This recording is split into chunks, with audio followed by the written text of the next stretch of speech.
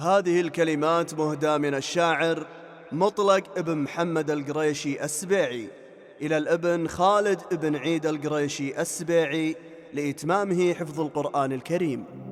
المراج البادين عالي جبلها واشهد ما هي على مثله غريبة، وخالد بن عيد وقفته كفلها موقف يزداد به عزه وهبه.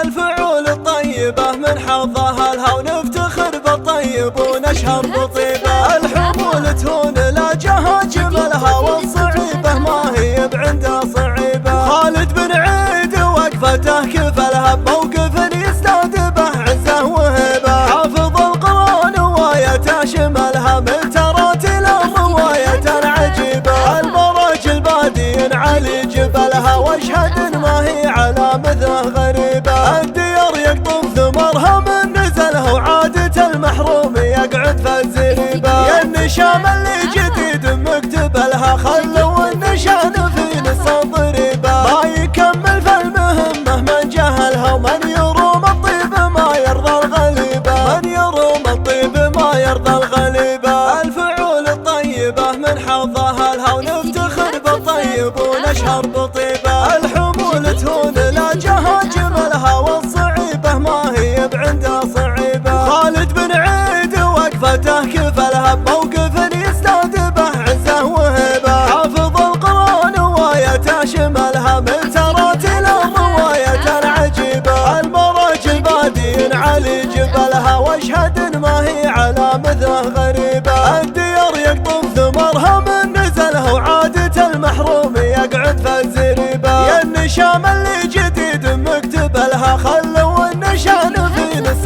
ضريبة. ما يكمل في المهمة من جهلها ومن يروم الطيب ما يرضى الغليبة. من يروم الطيب ما يرضى الغليبة.